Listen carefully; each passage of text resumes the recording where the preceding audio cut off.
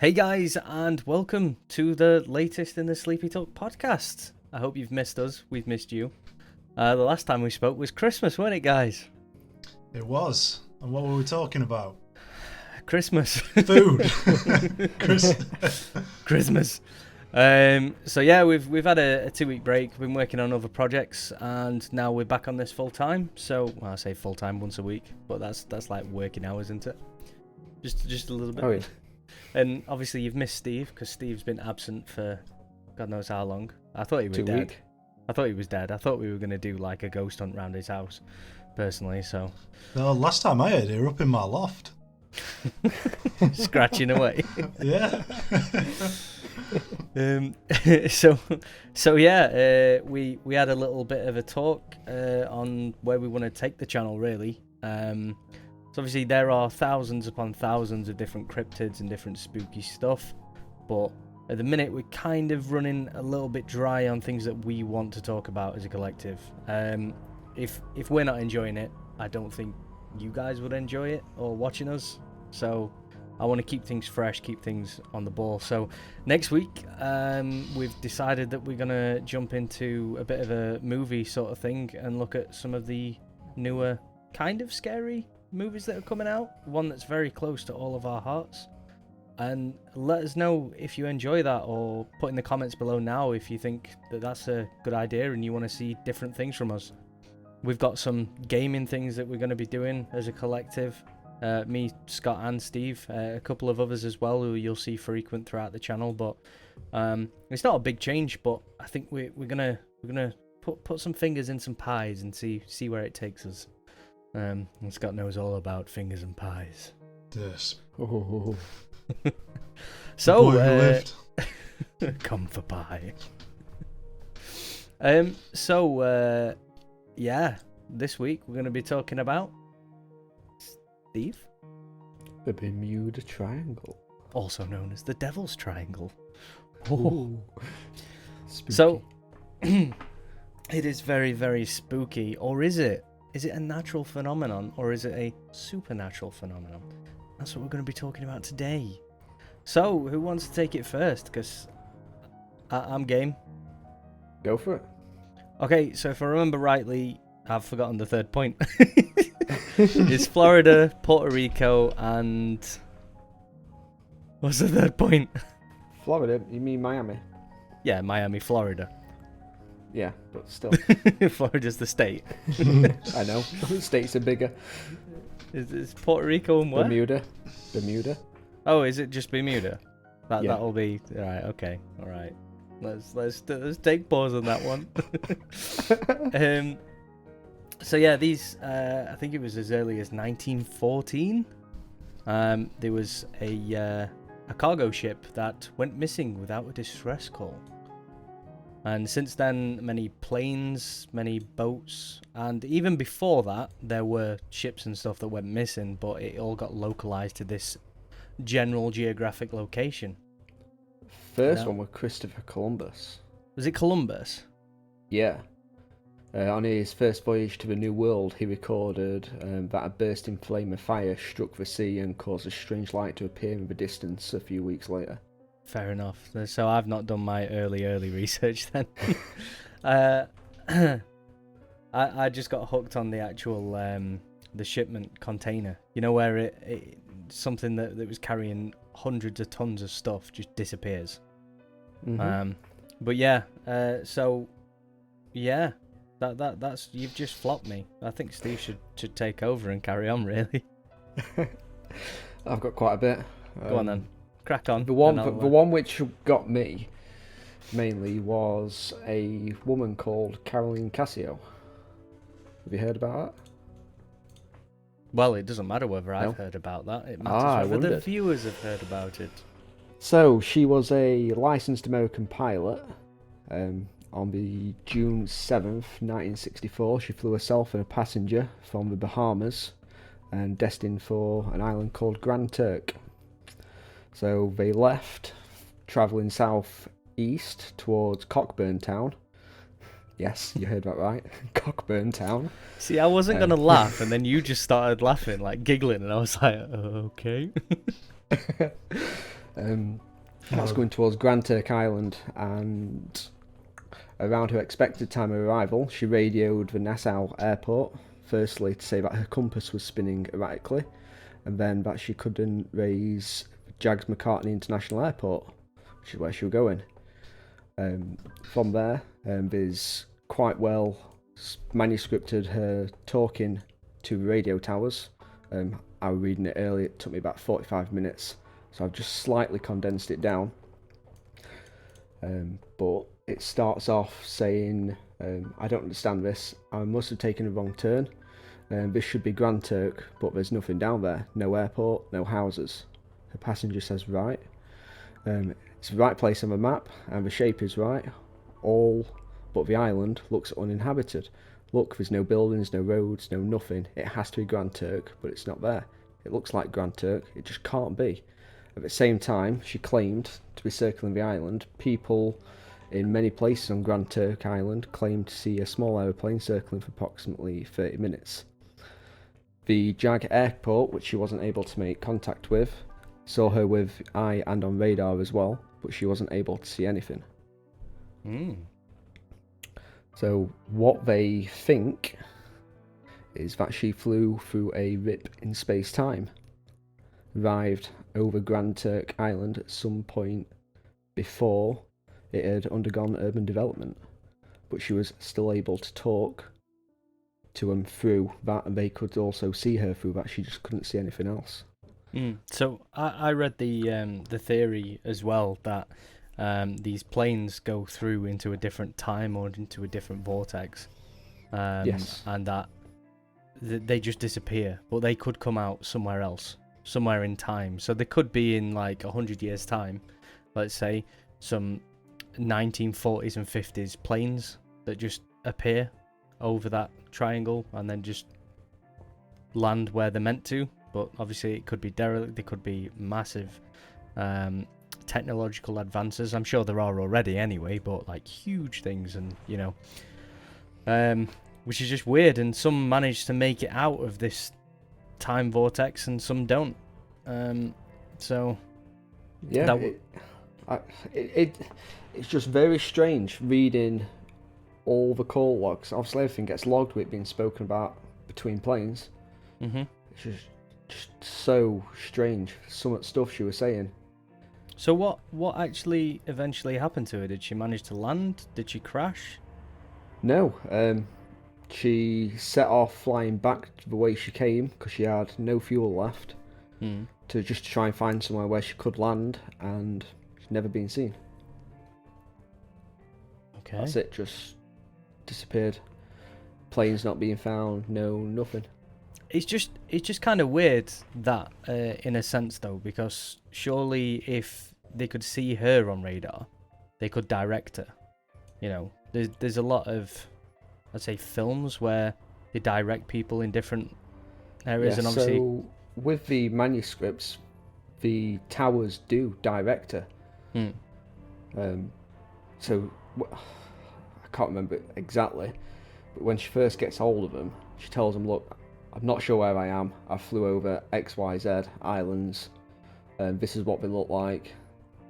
And then it just goes on from there. Eventually, they manage to find where she is, and he tells her where to go, to which she starts flying that direction, looking for the airport, to which have put all lights on full whack so she can see it, flies straight past it, carries on going, tells us to turn back round again, and she just ends up circling and circling and circling without being able to see anything. Talking to other planes in the sky as well, they can't see her. But the people below could see her. The people below could see her for roughly half hour while she was circling Grand Turk. Wow. There was one that I sort of listened to and read about as well, which were Navy pilots, US naval pilots. Oh, the 5 of them. Yeah, so they went across the Bermuda Triangle and just disappeared. Like there was no sort of distress call or anything like that. And then there was another aircraft that was going to do a search and rescue for those to see where they'd gone, and that had 13 people aboard as well, and that disappeared. Right. So they sent in the cavalry, and I think they did a 2-week search spanning over like thousands of nautical miles. Couldn't find anything anywhere, which was really interesting. Obviously not for them, but Oh no. for us listening, it was quite an interesting thing that happened. So, But you know why everything disappears, don't you? Kraken eats them. No. Come on, it's obvious. Go on then. Go on. UFOs. Oh yeah. UFOs. Yeah, 100%. 100%. The Bermuda Triangle is a flashpoint for UFOs.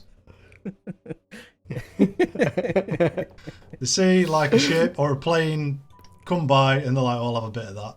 Yeah. Just so we can see what's crack with it.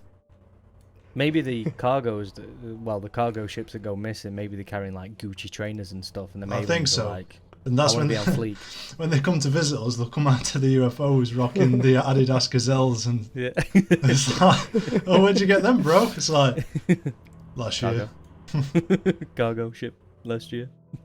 Bermuda Triangle. No, So but what I heard about the Bermuda Triangle, it has something to do with geysers.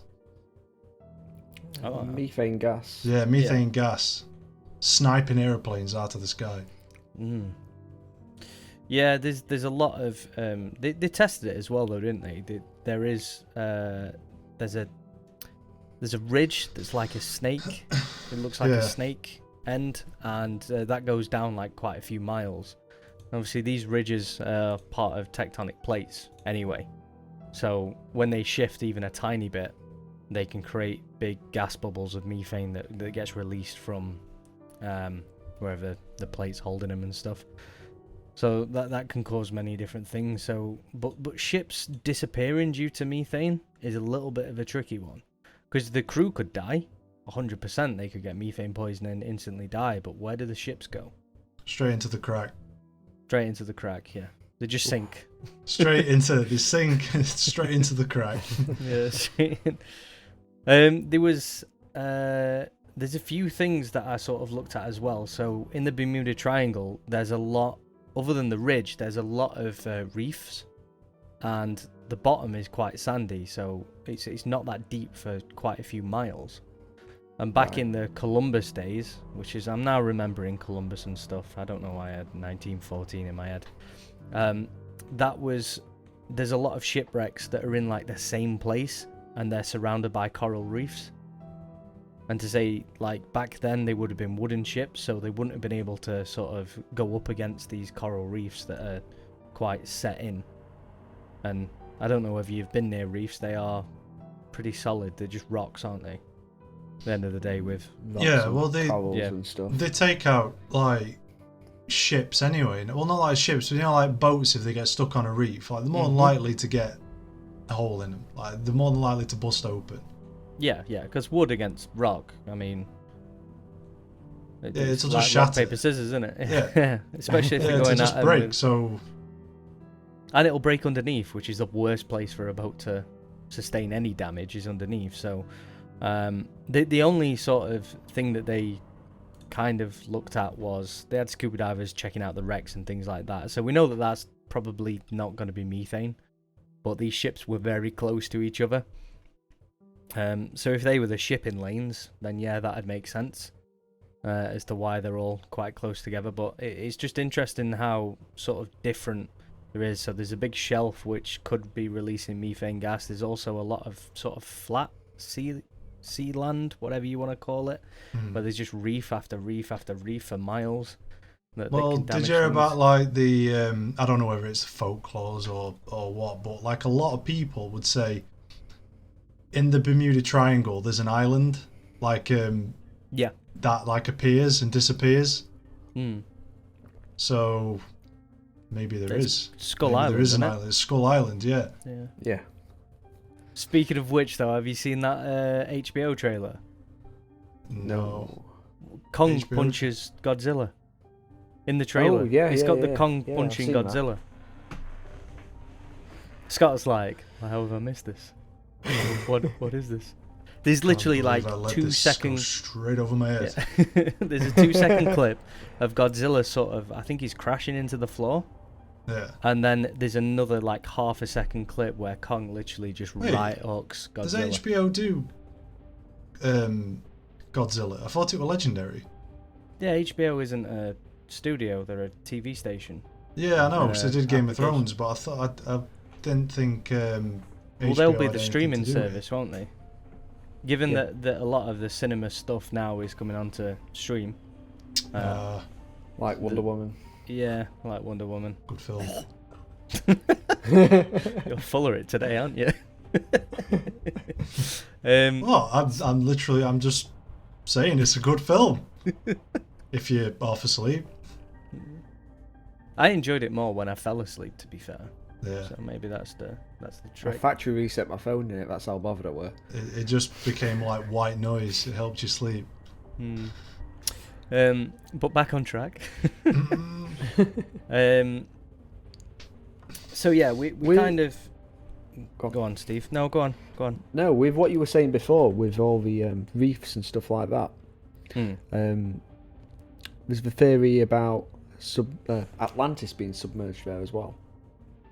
I don't know why it'd be there though. That's a good theory, though. That's interesting. It is. Yeah. Yeah, it's probably not true, but it's a good theory. No, they're arguing based it on their evidence that there's man-made structures 15 to 20 feet in water, just off the northwest coast of Bimini Island, about 50 miles east of Miami. These structures have been called Bimini Road, and they were discovered by a scuba diver. The limestone rocks, fairly rectangular for most part, and all roughly and neatly fitted together as like a pavement, which goes for about a mile long. And because of that, people think Atlantis may be there. Maybe. I thought Atlantis was more European for some reason. I don't know why I've got that in my head. It's been made to be port everywhere. Comes across as Greek though, doesn't it? Yeah. Almost, in a sense. So, maybe. I mean, I don't... Do you know what? I don't even know whether the lost city of Atlantis is an actual true thing or whether it's just a fable. I've never actually looked that deeply into it. Maybe we could do that for another podcast. Maybe. We could bridge the gap between Aquaman and the SleepyTalk podcast. Just watch Aquaman and treat it like a documentary. You'll have everything you need to know. Do you know what? I've already watched it and like the lights, the lens flares. Oh my god. But yeah. What if, right? For example, what if it was something crazy? Because I'd still believe that there's things in this world that we can't explain. So, for example, the Loch Ness monster. Oh, Ness is down in Bermuda now. Yeah. On holiday. Yeah, she takes her holiday down. I was about to say that. She takes her holiday in Bermuda. It's nice and warm around that time of year, and then she comes back and freezes her tits off. But no, like, what if it's a possibility that there is stuff down there like the Kraken? Well, here's something that I sort of did a little bit of reading on, because I didn't want the factual stuff, because who wants the factual stuff on a SleepyTalk podcast? Like, who wants that? They don't. No, man.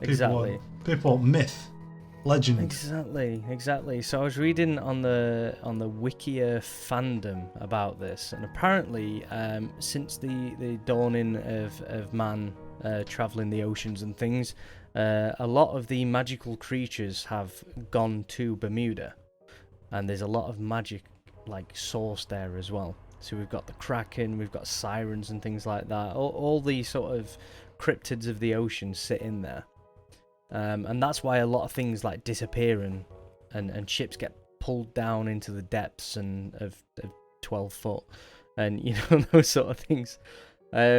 So it's interesting you say that, Scott, because that is something that has been pushed. Well, the way I see it, these sort of things from like old lore and stories, they came from somewhere, didn't they? So people just think, oh, yeah, there's a squid. I'm just going to make up a big ass bullshit lie about a giant squid, and then it'll pass down my generations. Like, it comes from somewhere, and whether it be something to do with the ocean, like the Kraken or the Chupacabra. That's Mexican, isn't it? I think. Yeah. Yeah, and obviously Nessie. They come from somewhere. Not saying they're real, or like I'm sitting here, I'm like saying yes, I believe in all these creatures, but something come from somewhere for it to be passed down the way it does, and then into education, like you hear about it in schools and stuff, don't you? So yeah. So there's obviously the Japanese found the giant squid, didn't they? Which obviously then correlates to the Kraken. They've also found the colossal squid, which is a lot bigger than the giant squid, which could also be the Kraken. Now they have theorized, I don't know whether they've proved it or not, but they've theorized that that actual creature could be in the Bermuda, inside the ridge. So there's nothing to say that that creature wouldn't come up and probably try and tussle with a boat. I mean, these things fight with sperm whales. It's just a fight of destiny, Pretty big titans attacking each other. There's nothing to say that they could be tussling with ships. Probably not giant freightliner cargo ships now, but maybe back in the day they would attack ships. Or maybe these ships were fishing and they managed to snag one of these, and when they tried to bring it on board, it attacked, But these things do. I get where Scott's coming from. There is a hint of truth in a lot of folklore and fables that are passed down from generation to generation. It's just whether they've been exaggerated enough. They get exaggerated as they go down, don't they? I mean, they do get exaggerated, but no one ever truly knows, because it could have existed in that time frame, but no longer exists now. So you don't really know. Here's another one though. The cookie cutter shark. The cookie cutter shark is actually been seen quite a few meters down into that ridge that we were talking about. They've actually found it living down there. So what's to say that the cookie cutter shark came up and started munching on the side of some ships? What is this cookie What you have to shark? think of as well, though, like, what other big creatures live down there? Because a cookie cutter latches onto larger animals and cuts cookie-shaped circles out of them. That's what they're designed to do for food source. Right. So something like whatever lives down there, there's got to be a big source of food. Yeah. Like I mean, we've got the hopefully we've got the colossal squid or the giant squid. If they're there, there's definitely going to be sperm whales surrounding that area. Sperm whales do go down to massive depths to hunt these squid. So there's nothing to say that they don't get munched on as they go down. And maybe when the whale comes back for air, the cookie cutter's still on it, And then it's up. But a cookie cut... You've done it to me now, Steve. A cookie cutter shark is a small species of shark that's just probably about... I think they're about a meter, maybe less. They're quite small. I'm sure they hunt in packs as well. Or not hunt, but they travel in schools and shoals. But basically they have a circular mouth which has got very, very strong teeth on. A lot of submarines back in the day, before they knew about this species of fish, would come back into docks with holes cut out of the side. Obviously not deep enough to cause any sort of like pressure issues or anything like that, but they were really like concerned at what was doing this, and then they found out that these sharks actually latch on and they spin and they create circular sized holes in animals. So with whales it's blubber. It's not enough to sort of like make them bleed out, but they take the fat off the whales. It creates scars, obviously. With ships, it's metal. So if they did come to the surface and they did start munching on the side of a ship, if it was a wooden ship, it would create quite a problem. So that's another one of the theories. So they get different diets and different time frames. That's it. High fiber back in the day, and yeah. But high I mean, iron. the underneath of a ship looks like a whale. Yeah, no, I can see that they'd mistake it until they taste it, and they're like, bro, this ain't no whale. This is not good. I came for fat. There's another monster as well that has been scientifically proven now, and it's a monster, but not like the one that you're thinking of right now. It is actually a wave. So when certain waves are bashing against each other, like smaller waves, they can create a huge wave which is completely like separate to the average of what these waves usually are. And if these hit a boat in the middle of the ocean, a lot of the boats would just capsize. They'd be gone. So the one of the tallest, I think, when they first sort of like gave into the idea that these waves exist, was spotted from a satellite, and it was 81 feet in the air in the middle of the ocean. 81 feet? 81 foot wave. What, a spring-loaded wave?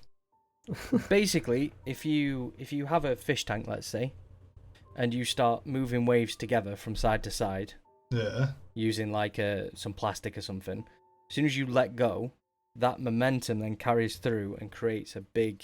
Yeah, I know what you mean. I do it in Bath. Yeah, there you go then. You do it in Bath. Yeah. But that's it. Yeah, so when when you run your bath, you put your hot water in, and then you cool it down with a bit of cold water, and you waft in water around. You go from left to right, and it creates this dysfunctional wave. Yeah, but imagine that. So you're doing that, but imagine two sides doing the same thing, working together, like going against each other. Oh yeah, and then that middle City. point. Yeah. So these waves obviously are.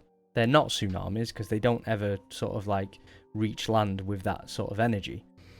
But they do exist. They do happen. They're just quite rare. But in Bermuda, there's a lot of reefs. There's quite a few different points of islands that are together. So maybe these waves are hitting each other at a certain point, creating these colossal waves. And these are the things that are capsizing ships. Obviously, we can't speak for planes. I don't think they go up that high, but... Well, that kind of links into something I read about water spouts. Yeah. Apparently they can lead to waves being hundreds of feet high. Mm-hmm. Tornadoes of the sea. Yes. Well, they go up into the sky. They could take out planes as well. They could do, yeah. Yeah. It depends how high they go, but... If it can create waves a few hundred feet, well, even 100 foot high. Into typhoon, like a water-based hurricane? Or am I just... Yes. I know, but I think... Is it a typhoon? So a hurricane is to do with atmospheric pressure, which lifts up water, but it's not like a big water tornado. It's just a lot of pressure that spins around. So it's when high pressure meets low pressure. A massive scale, so a lot of high pressure comes in to a low pressure, and then it creates like a tropical storm, and then eventually it increases into a hurricane, which travels across Bermuda, I think. Anyway, I think it goes that way, or through the Caribbean, so it's very close. Yeah. But what about... Well, it tends to hit Florida a bit, doesn't it? So they get the back end of it, don't they? What about whirlpools? Yeah, that's another one. So I think water spouts does come under sort of like whirlpools anyway. I think that can... It's without knowing the scientific definition of them, I'm going down a rabbit hole now. Whirlpools could be. They've discovered also that the Atlantic Ocean, especially, they've discovered that there's potentially black holes in the Atlantic Ocean. So okay. Yeah, so when lost my trail of thought then. When a blast goes off underwater, you have an implosion, don't you? So it explodes first, then it implodes where it sucks everything into that space and then explodes again. There's nothing to say that like something could happen underwater which causes an implosion, but that implosion then turns into something that's a little bit more sucky.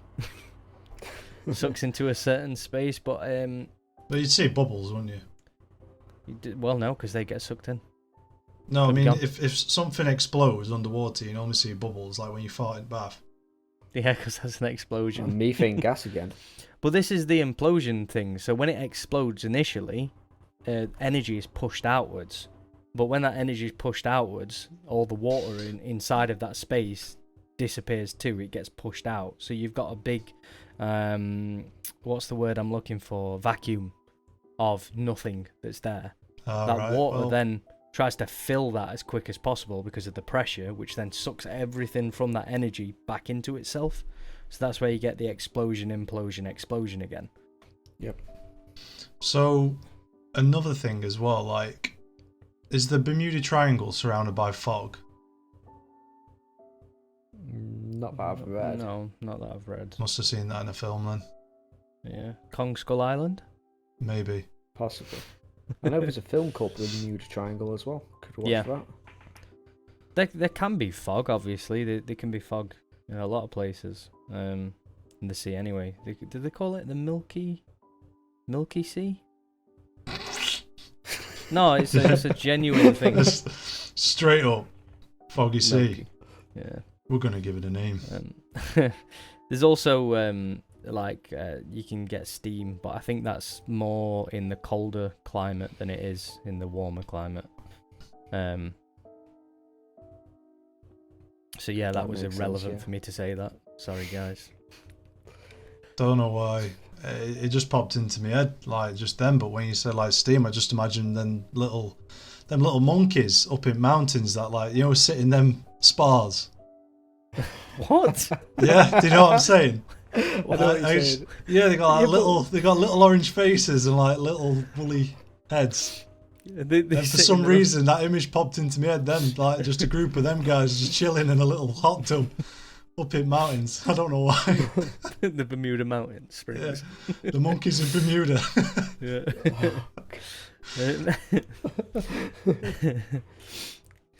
But yeah, there's also theories. So with the radar thing, the compass thing that you were talking about, Steve, there's also theories, I don't know whether it's proven or not, that the geomagnetic field is very weak around that area. Yes, it only occurs in two places of the world. One in Bermuda Triangle and the other one is the North Pole. Yeah, which you'd expect at the North Pole because you can't get much norther than north. No. So there you go. So but that could increase.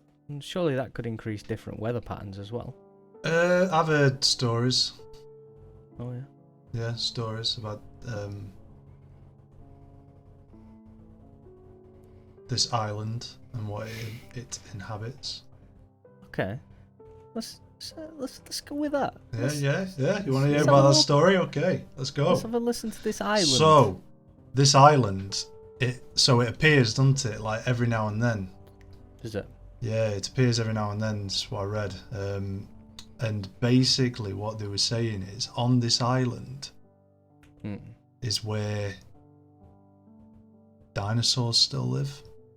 Oh, is there a big monkey? It's a possibility, but don't quote me on that. Oh, did that big monkey fight a big lizard? No. Will he? They fought 3 or 2. I can't remember. I thought they were. Anyway, we're getting sidetracked. No, honestly, from what I read somewhere was that it's obviously bullshit. Like, it's not real, is it? Let's face it. But I did read somewhere that people were speculating it was like this island that inhabited creatures that we don't understand. And some were theorizing dinosaurs probably still live on it, or like completely different species altogether that looks nothing like our current species on Earth itself.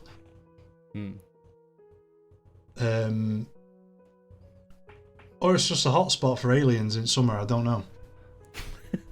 Can you imagine that? They don't come to England anymore because Brexit means Brexit. Yeah. Not allowed, too much paperwork.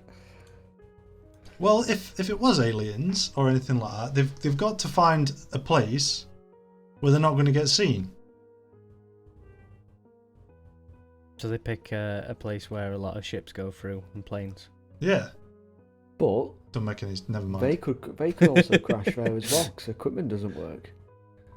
Yeah, maybe they've got like the alien skin is like a EMP. Ah. Do we actually believe in aliens though? I think it'd be ignorant to not believe that there's life out there, given how many planets there are. But whether they're technologically capable to come down here and anally probe us is another question. See, ancient. All I'll say is ancient aliens. I have a theory with aliens, and it kind of has something to do with like time travel in the future, like in the far future. So, the image of an alien has always been portrayed as like, you know, big head, big eyes, tall. A bit like Steve. Humanoid. Steve? Steve, big head, big eyes. Oh, not so tall. No, not quite, mate. Well, they're basically, because that image, big eyes, big brain, tall, as a species, we're getting taller. And we're also losing digits, like our little toes disappearing over time. Yeah, but we are gaining more digits on our hands. Yeah, but also our eyes are getting bigger due to technology, and so is our brains. Not everybody, but... I'd just throw you up there.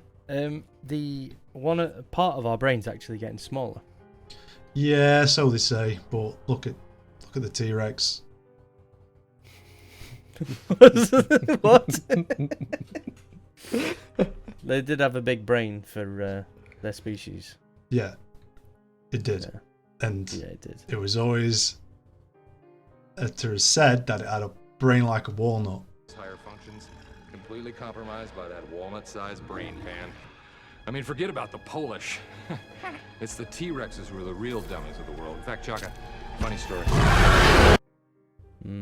Well, that was just Land of the Lost. A big walnut. Don't worry, guys. They're not that smart.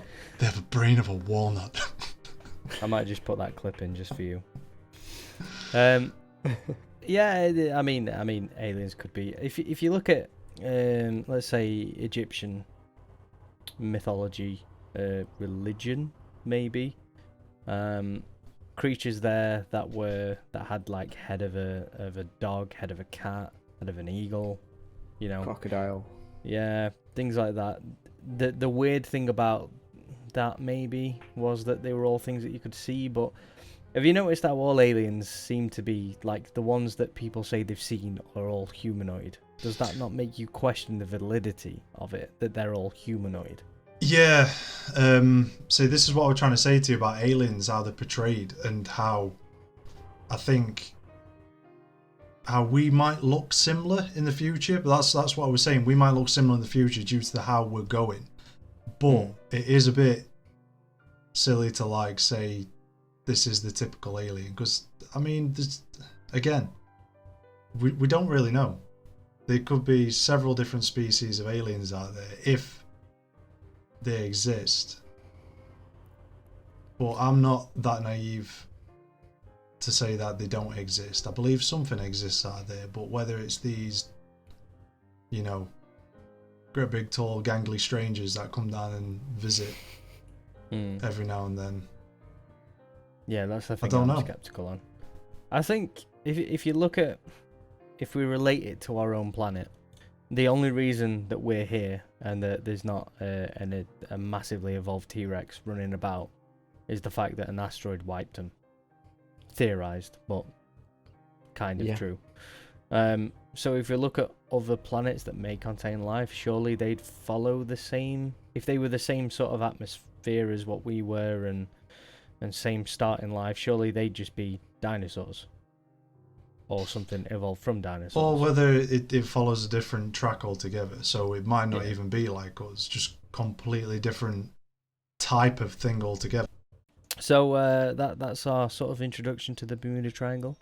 We will be talking about something film related next weekend.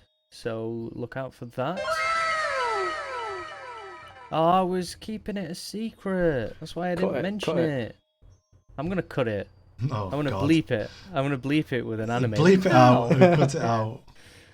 Just put a block over your face as well. So Just go.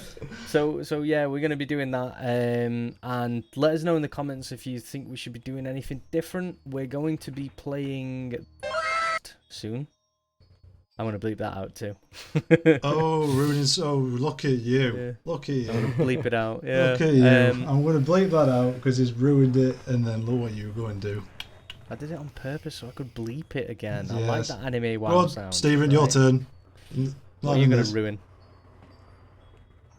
I don't know about anything else. You know nothing.